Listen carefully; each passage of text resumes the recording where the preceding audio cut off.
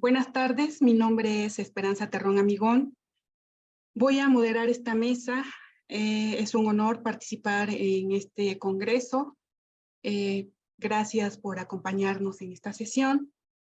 También muchas gracias al doctor Francisco Estrada Porrúa por su amable invitación, al PIN y al importante equipo que hace posible este evento.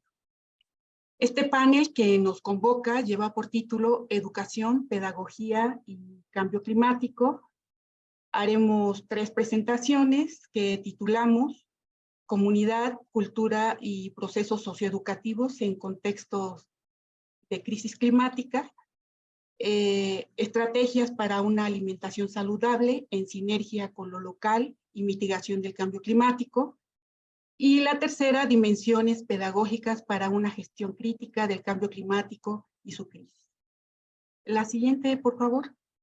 Voy a permitirme leer una breve semblanza de quienes participamos en este panel, conforme se harán nuestras presentaciones.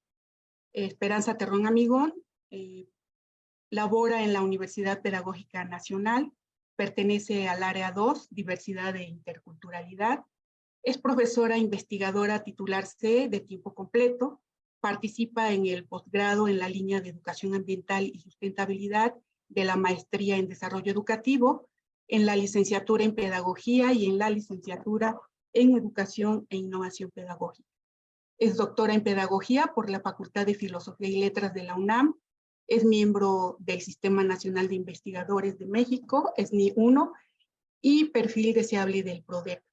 Sus líneas de investigación: educación ambiental, formación y práctica educativa, representaciones sociales del cambio climático, de estudiantes universitarios y de profesores y estudiantes de educación básica, la política educativa de la educación ambiental en la educación básica, y también una línea es la pedagogía ambiental.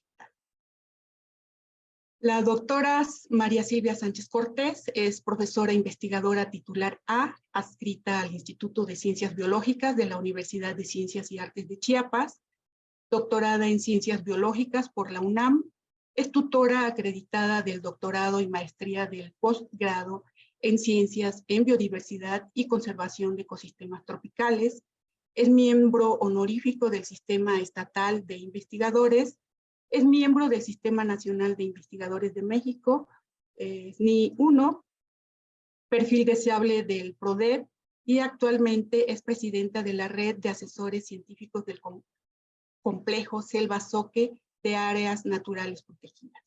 Sus líneas de investigación están enfocadas a las percepciones y representaciones sociales sobre el cambio climático, el agua y la biodiversidad. Por último, el doctor Antonio Fernández Crispín es profesor investigador titular C en la Facultad de Ciencias Biológicas de la Benemérita Universidad Autónoma de Puebla, participa en el posgrado de doctorado en investigación e innovación educativa y en la maestría en Ciencias Biológicas, es miembro también del Sistema Nacional de Investigadores de México, nivel 1, es doctor en Ciencias Biológicas por la Universidad Autónoma de Madrid. Sus líneas de investigación: educación ambiental, representaciones sociales del cambio climático y enseñanza de la ciencia.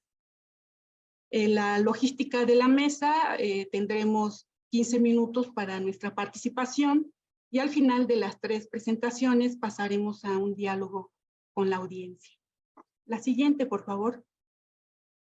Lo que en esta ocasión compartiremos es un trabajo que da continuidad al proyecto del seminario que desarrollamos en la comunidad de Chiautla de Tapia en 2022. Y esta nueva fase la titulamos Educación Ambiental Intercultural, Procesos Socioeducativos con énfasis en cambio climático para profesores de educación básica en servicio. Es un proyecto registrado en la Universidad Pedagógica Nacional, Ajusco.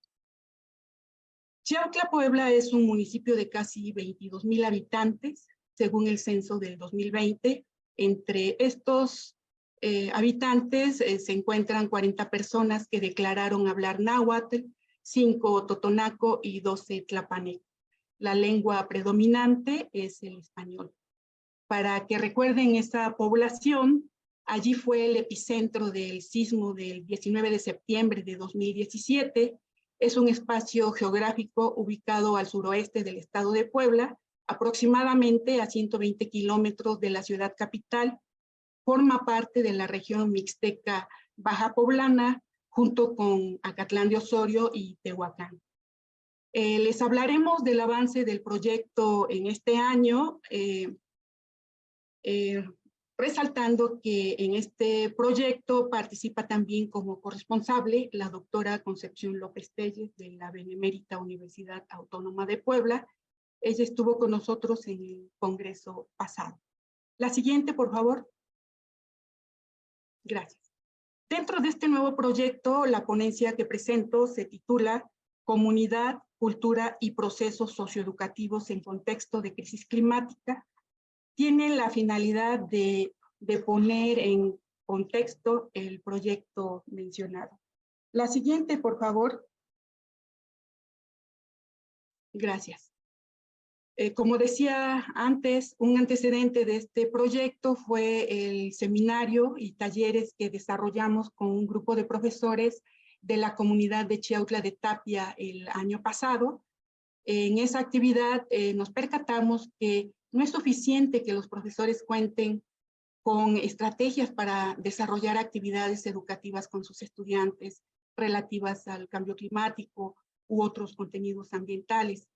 Ellos, además de metodologías y recursos para desarrollar de manera situada los aprendizajes de sus estudiantes, requieren disponer de materiales que les aporten una información integrada, holística, acerca de su localidad, que les apoye en su quehacer educativo. La siguiente, por favor.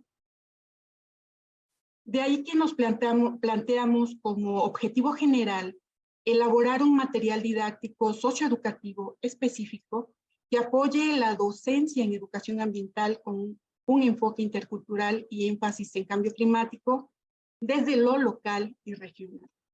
El objetivo particular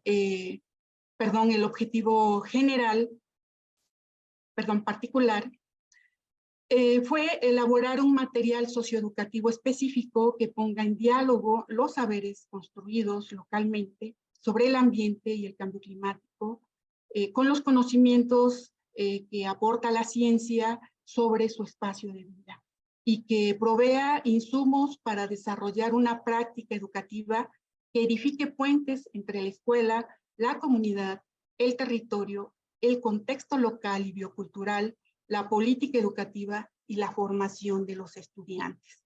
La siguiente, por favor. Fue una investigación cualitativa que se desarrolla en 4 fases. En la primera se realizó una indagación documental sobre la comunidad, su territorio, su geografía, su cultura local, contemplando estudios de estado sobre el impacto del cambio climático, en particular de la región Chiautla, realizados por el INET, la Semarnat, en alianza con la UAP, la UTLA, la Ibero, entre muchas otras instituciones. En la siguiente fase fue hacer un estudio de representaciones sociales del cambio climático. En este estudio se entrevistó a agricultores y a amas de casa de la localidad para obtener información acerca de los cambios que observan asociados al cambio climático y cómo los resuelven. El tercer momento se elaboró a manera de monografía un primer material en el que se articulan los saberes locales y los científicos acerca de la comunidad, de su territorio, de su biodiversidad, cultura alimentaria y el cambio climático. Este material se encuentra en dictaminación de pares y tenemos pendiente, digamos, o tenemos un avance de la segunda parte que este primer libro complementa, que son el diseño de estrategias participativas para que los profesores tengan una herramienta más y trabajar con sus estudiantes de manera colaborativa lo relativo a los grandes problemas ambientales y al cambio climático. La siguiente, por favor. Los resultados. La investigación documental y las entrevistas a informantes permitieron obtener información acerca de las características del espacio geográfico de la localidad desde la investigación científica y los saberes locales cotidianos. Se seleccionaron contenidos para el material socioeducativo en forma de libro sobre la riqueza biocultural del territorio, su relación con la comunidad, su agricultura, su alimentación, su salud, sus creencias y tradiciones y los cambios que están viviendo por el cambio climático. Con ese libro intentamos ofrecer un panorama contextual, introductorio de la comunidad y su región, destacando también la cultura tradicional alimentaria que se produce en su interacción con la flora y fauna locales, con el objetivo de ofrecer elementos a los profesores para dialogar y poner en relación los contenidos curriculares con saberes ambientales que se obtendrán en la práctica de la investigación in situ y contextual que realizarán en su territorio junto con sus estudiantes. La siguiente, por favor. Por último, quisiera destacar por qué la relevancia de esta investigación que pone el énfasis en la comunidad, el territorio y su problemática vinculada al cambio climático. Principalmente porque tanto en los medios académicos como de comunicación y de instituciones como la ONU, la Organización Meteorológica Mundial, el Grupo Intergubernamental de Expertos sobre el Cambio Climático, entre otros, generalmente informan sobre el cambio climático en el escenario global, pero no sobre los escenarios locales, donde, como se sabe, las manifestaciones del fenómeno serán diferentes y de distinta intensidad. Por lo que trabajar en lo local nos da la oportunidad de obtener información de las vivencias de las comunidades en sus territorios. Una información que es fundamental, pues es desde lo local que vamos a construir las respuestas a la mitigación y adaptación y hacia lo que viene, ¿no?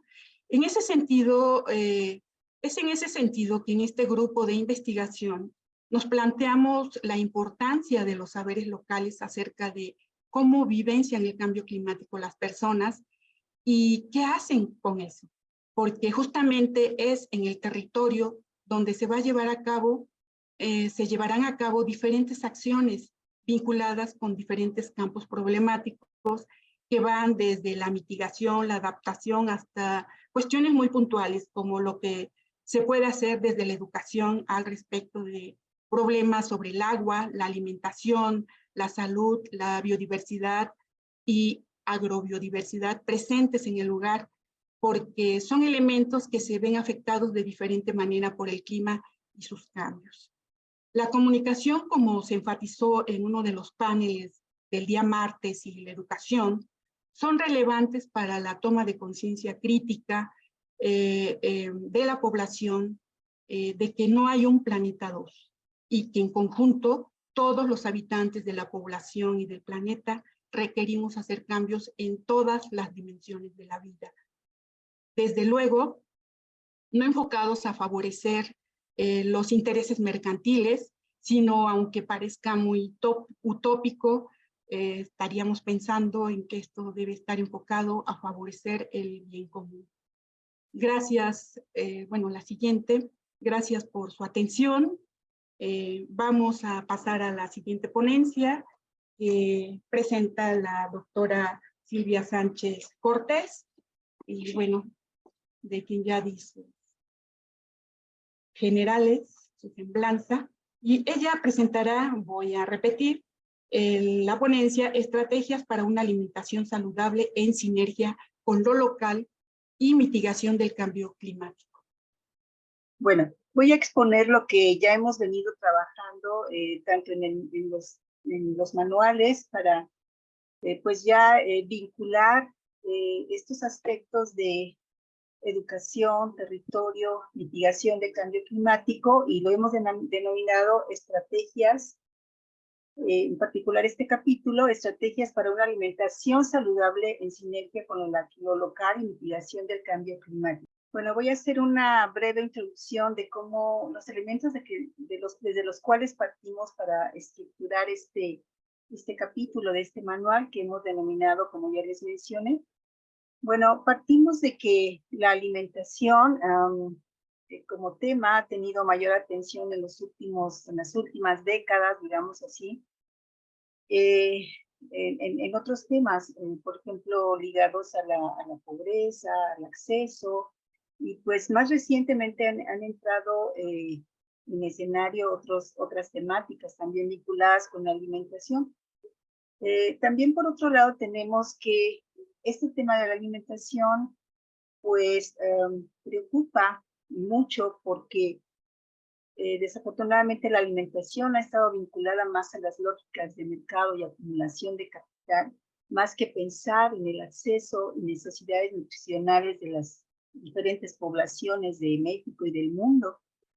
Y bueno, estas lógicas de mercado en la producción de los distintos alimentos se relacionan muchísimo con la pérdida de seguridad alimentaria y por lo tanto con los cambios locales y regionales de las redes y sistemas alimentarios. O sea, nuestro sistema, el sistema alimentario del cual dependían nuestros abuelos y bisabuelos es totalmente diferente al que tenemos en la actualidad, ¿no? Más dependiente de estas lógicas de mercado que de los aspectos vinculados a la nutrición y la salud.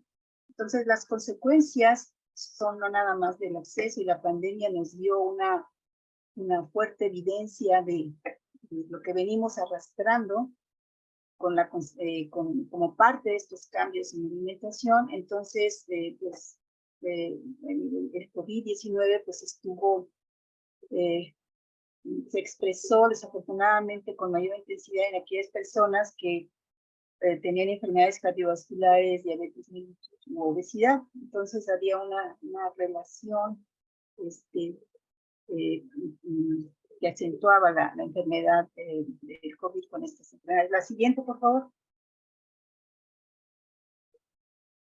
Y bueno, ya compones una introducción y como antecedentes, como ya les venía mencionando, la atención a la alimentación se ha centrado en el acceso y por lo tanto en valorar diferentes índices relacionados con la alimentación, por ejemplo, la pobreza, el derecho a la alimentación, los derechos humanos, etcétera. Y bueno, en respuesta a eso, en particular en México, se ha trabajado con lo que es de manera pues también importante con el etiquetado de alimentos, con la revaloración de alimentos locales, por ejemplo, la dieta de la milpa. En los últimos 3, 4 años se ha trabajado mucho con esto, por ejemplo, la CONAVIO, diferentes universidades, y también se han desarrollado temas vinculados al acceso a los huertos urbanos, al comercio justo, tanto para los que consumen como los que producen, son de los temas que se han tratado, por ejemplo, en los últimos años. Sin embargo, consideramos que es necesario vincular de manera importante al tema de la alimentación, tenemos que vincularlo con el cambio climático y su mitigación. Entonces, cuando estamos hablando de estas consecuencias, me voy un poquito más rápido, y de que tenemos que poner atención en el tema del cambio climático.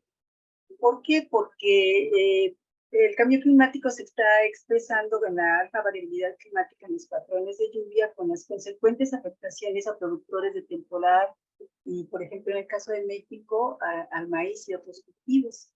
Entonces, estas afectaciones contribuyen a la inseguridad alimentaria y, por lo tanto, a la producción y acceso de alimentos. A su vez, otros autores señalan, como Piña, 2019, que esta inseguridad alimentaria ha promovido el incremento de ingesta de alimentos procesados, particularmente los chatarra, por ser más llenadores, ¿no?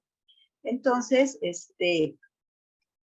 pues esto pues se vincula de nuevo con nuestros sistemas y redes alimentarias. Un sistema alimentario quiere decir que se refiere desde cuando se produce un determinado alimento hasta que llega hasta nuestra mesa. Entonces, en la producción En el caso de la agricultura y la ganadería, el caso concreto de esta última, pues contribuye la misma a la emisión de gases de efecto invernadero, como es el caso del metano. Otro ejemplo también vinculado al cambio climático es el almacenamiento y refrigeración, vinculado a verduras, carnes y pescados. En el sistema alimentario pues, está relacionado con el transporte y traslado de uso de combustibles fósiles, porque pues luego se tienen que traer de lugares muy lejanos estos alimentos. Y bueno, otro tema aparte son los empaques que están involucrados para donde que necesitamos para el traslado de esos alimentos. Entonces, particularmente se ha visto que además de, digamos que los alimentos que consideramos saludables, también los alimentos que consideramos chatarra son los que más involucran empaques, y pues estos pues tienen que producirse de alguna manera estos empaques y a su vez causan emisiones de efecto invernadero, ¿no? Para que contribuyan al calentamiento global. Entonces, no nada más eso, no hay nada más emisiones, sino que también los alimentos muy procesados involucran este exceso de plásticos y microplásticos que llegan al suelo y a los cuerpos de agua, ¿no? Entonces, no nada más se trata de las emisiones. Y bueno, a su vez tenemos que estos sistemas alimentarios, de acuerdo a lo de Garinen, pues han cambiado. Entonces, ahora pues estamos viendo lo que se denomina, entre comillas, sistemas alimentarios modernos. Están entre comillas porque pues de modernos creo que no tiene nada, porque pues están muy vinculados a esa producción externa y a alimentos altamente procesados, que luego la población demanda y consume pues por considerarlos más fácil de acceso o de un consumo al alcance. Entonces, esto ha ocasionado que se vayan desplazando los alimentos tradicionales que están más vinculados a la producción local y al territorio. Entonces, pues eso es lo que ha venido pasando con la alimentación. Y el objetivo de este trabajo pues es conectar las necesidades de una alimentación saludable y accesible para todos, con una producción y consumo ambientalmente saludable y que contribuya a mitigar los impactos de la producción, distribución y almacenamiento relacionados con el cambio climático. Y bueno, este enfoque que nosotros estamos proponiendo requiere pensar críticamente desde lo local en relación con el territorio, el sistema alimentario y la salud. Y por lo tanto hay que poner atención al acceso y de valoración de alimentos locales provenientes del territorio. Y como ya venía mencionando Esperanza, poner atención a estrategias dirigidas, como es el caso de la investigación-acción, apoyadas en recursos como talleres y manuales para maestros de educación básica. Entonces, la metodología para vincular estos temas de los cuales les he venido hablando, pues requiere articular estos temas. Los conceptos de alimentación y nutrición vinculados a la salud, porque comemos, pues no nada más por comer, sino que fisiológicamente requerimos de estos nutrimentos presentes en los diversos alimentos, y entre más naturales, pues mejor, y esta nutrición es la que contribuye finalmente a un estado que consideramos saludable. Bueno, y entonces estos alimentos que podemos obtener del territorio, que son producidos localmente y que, bueno, entre más, digamos, menos procesados estén, pues más van a conservar sus micronutrientes. Entonces, por eso el énfasis de volver la mirada a estos alimentos de producción local. Por eso buscamos enfatizar el papel de los alimentos frescos en frutas y verduras locales. Valorar la cultura y alimentación, la riqueza de costumbres, tradiciones. Solo un minuto, por favor. La comparación de la alimentación presente en las redes y sistemas alimentarios, y la producción y distribución de alimentos vinculadas a la mitigación y el cambio climático. Entonces, estos temas se relacionan entre sí para proponer las estrategias, y aquí hay un ejemplo, ¿no? Por ejemplo, bueno, en esta de la 2.1, identificando los alimentos nutritivos en Chiautla, desde la producción local, ¿no? Y otra referente, por ejemplo, alimentación y mitigación del cambio climático, igual describiendo los alimentos, de dónde vienen, qué energía está implicada, qué alternativas hay para los mismos. Y como conclusión, este acercamiento desde lo local permite detonar diferentes estrategias educativas para revaluar una alimentación saludable basada en la producción local y el territorio, e involucrar diferentes opciones para el acceso a alimentos nutritivos y generar acciones para la mitigación del cambio climático vinculadas a la seguridad alimentaria. Y finalmente, la propuesta se encamina a crear sinergias vinculadas a lo local y global, como es las respuestas requeridas ante el cambio climático. Muchas gracias. Gracias, Silvia. Pues vamos a darle la palabra a Antonio. Ok. Bueno, el título tiene que ver con las dimensiones pedagógicas del cambio climático. Empezaremos diciendo que el cambio climático se ha convertido en una verdad incómoda porque afecta una serie de intereses y esto implica que hay una serie de negociaciones entre diferentes medios, etcétera, que van generando un concepto sobre lo que es el cambio climático y al final de cuentas una representación social de este cambio climático y al final de cuentas lo que las personas entendemos o comprendemos como cambio climático es parte de esta construcción social del conocimiento que tiene que ver con lo que se plantea en el mundo de la ciencia, pero que al final se parece más a una cosa nueva que nos genera. Y entonces, esto de repente, pues, a los profesores nos puede generar ciertas frustraciones a la hora de enseñar los conceptos científicos, en este caso particularmente el concepto del cambio climático, y pues un poco el propósito de este trabajo es analizar algunas de estas problemáticas que podemos tener para educar en el cambio climático, ¿no? Lo primero es que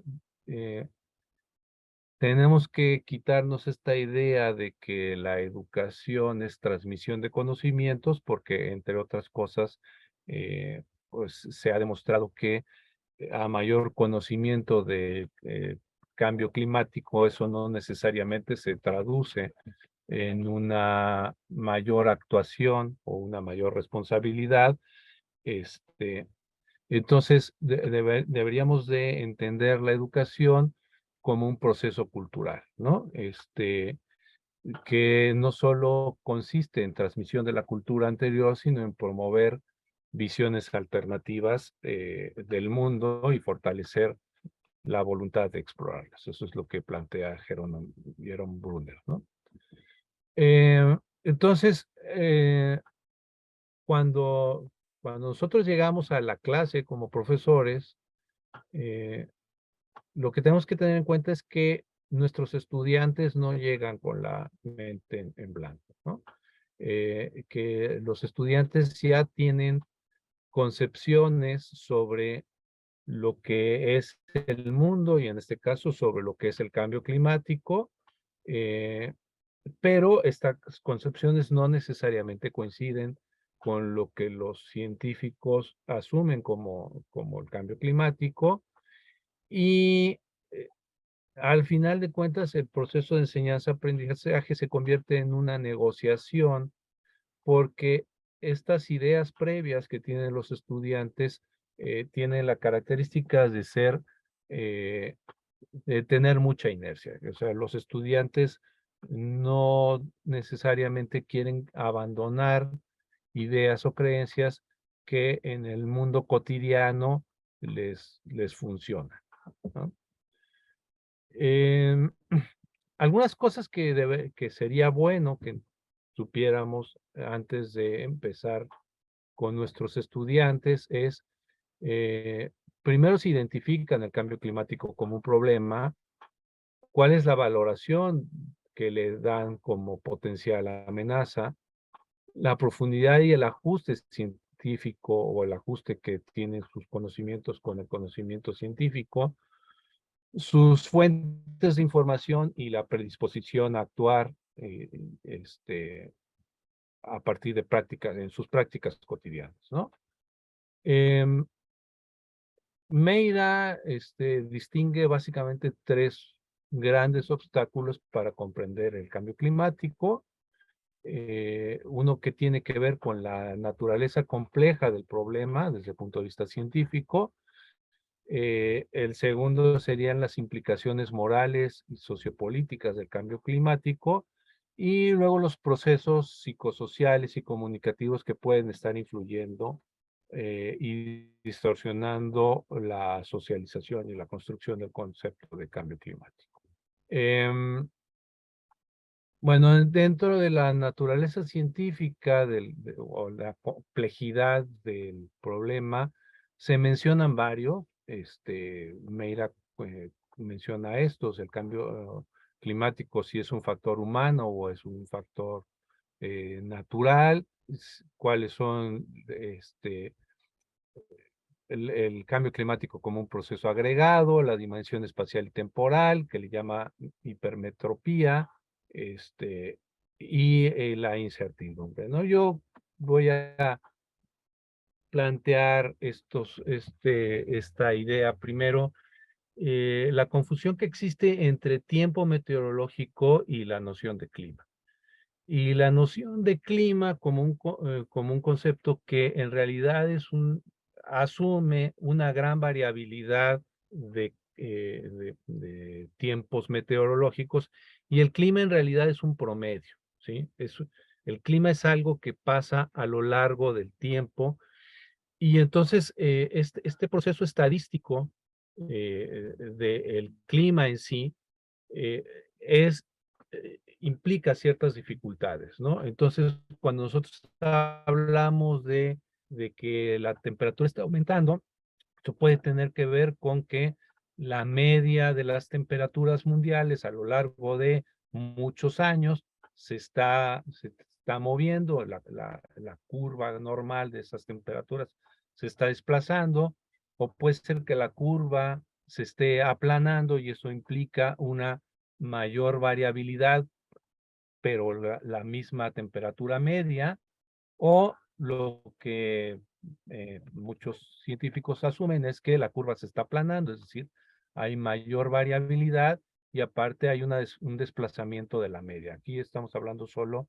de temperatura, pero el clima implica humedad, distribución de las lluvias, vientos, una serie de factores, ¿no? Entonces, otro asunto es los estereotipos de las estaciones del año, que en lugares como Chetla, por ejemplo, o Chautla, no corresponden con las 4 estaciones que normalmente se nos plantean, ¿no? Las estacionalidades en estas regiones son muy distintas. Por ejemplo, en la primavera, que es esta fase que está aquí, no es nada más lejano de esta imagen de florecitas y de fertilidad, etcétera. Es el momento en el que en la región está el periodo más seco y más cálido, ¿no? Voy a regresar aquí un poco a la imagen esta de que muchas veces cuando nos hablan del cambio climático es algo que pasa lejos y que no pasa, que va a pasar lejos en el tiempo y en el espacio, ¿no? Y a esta idea de que, o esta imagen que se ha asociado del oso polar, ¿no? Que es algo que también hace que la gente lo vea como algo en lo que no se quiere involucrar. Luego hay implicaciones morales y sociopolíticas. Aquí menciona algunas, la causalidad, la incongruencia entre los mensajes de los políticos y las respuestas, el culto al progreso y el optimismo antropológico, por ejemplo, con qué respuestas o con qué velocidad respondimos ante una pandemia, con qué velocidad respondemos ante una crisis económica, pero con qué lentitud respondemos ante una crisis climática, ¿no? Entonces eso da la impresión de que si a los políticos no les está importando tanto, es que probablemente no sea tan importante, ¿no? El problema de fondo, yo creo que tiene que ver con, bueno, esta imagen creo que es bastante clara, eh, la idea de progreso asociado con un alto consumo energético y la calidad de vida, en términos, por ejemplo, de esperanza de vida, etcétera, que tienen los países que tienen altos consumos energéticos y esta enorme, desigualdad en la distribución de todo esto, ¿no? Que por eso en realidad es un problema, como dice Meira, es un problema de índole más moral que de otro tipo, ¿no? Eh, lo que le decía un poco los procesos sociales, ¿no? Esta caricatura que me parece que ilustra bastante bien este, algunos aspectos y algunas cosas que nos parecen complicadas de entender. O sea, asociamos el calor con buen clima, ¿no? O sea, cuando hace calorcito, pues está padre, ¿no? Está agradable, ¿no? Decimos que, este, los sentidos nos engañan, sobre todo por esta cuestión de la gran variabilidad del clima. eh, Algunos problemas, sobre todo, que tienen que ver, que probablemente sean los más importantes, con el coste percibido de las acciones y la jerarquía que se le otorga al cambio climático como un problema real. Entonces, ¿cuáles son las dificultades que tenemos para identificar nuestras responsabilidades individuales? Porque de repente si planteamos que es un problema global, etcétera, que tiene que ver con un modelo de consumo energético, etcétera, parecería que nuestras responsabilidades individuales son muy menores comparadas con las que a lo mejor pueden tener los grandes tomadores de decisiones, ¿no? Eh, entonces, eh, estamos, por otro lado, cuando hablan de cambio climático, nos dan una serie de recetas de cocina, de actividades que tienen un bajo costo en términos de sacrificar nuestra vida cotidiana, apagar las luces cuando no estamos, etcétera, ¿no? Entonces, hay acciones que nosotros podemos tomar que tienen un bajo costo desde el punto de vista de nuestras acciones y esas han sido las que en términos generales han predominado y son las que más se difunden. Ahora, voy a pasar a hacer algunos planteamientos desde la pedagogía crítica.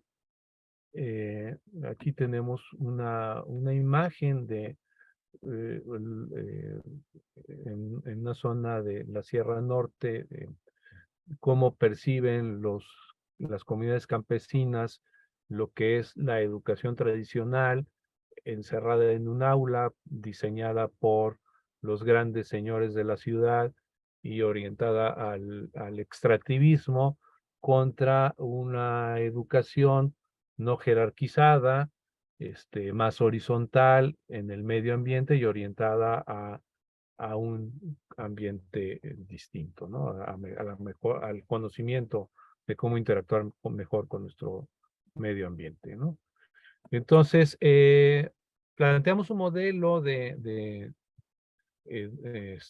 educación que, por un lado, para el cambio conceptual, que plantea esta acción de generar preguntas que ponen en, que nos hacen cuestionarnos los conceptos cotidianos que tenemos de la educación del cambio climático, lo discutimos, encontramos o sea, es un asunto de equilibrio, desequilibrio, generamos las preguntas suficientes que generen un desequilibrio en estos conceptos que tienen los estudiantes, y entonces una vez que podemos romper y que podemos hacer que el concepto cotidiano no sea suficiente, no nos satisfagan las respuestas que nos dan, buscar nueva información organizar esta nueva información, elaborar un trabajo de cierre que básicamente consiste en aplicarlo y una reflexión sobre el proceso, sobre nuestro propio proceso de aprendizaje, ¿no?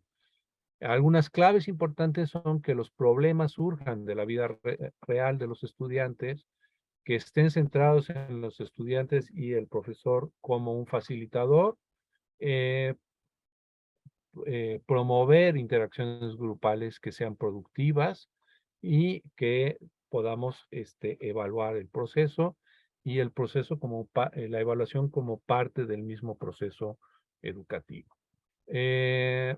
Sugerimos que la estrategia educativa se base en la acción reflexiva, en la evaluación como parte del proceso, una actividad conjunta, que retomemos las ideas previas y que esto, digamos, un modelo que creemos que es importante y que en este momento creo que se le está dando más fuerza, que es el aula invertida, que básicamente en términos anteriores era que en lugar de que el maestro dé su clase y dejar las actividades de tarea, que las tareas y las actividades importantes se realicen en el aula y que los estudiantes puedan hacer la investigación de los conceptos en su casa, ¿no?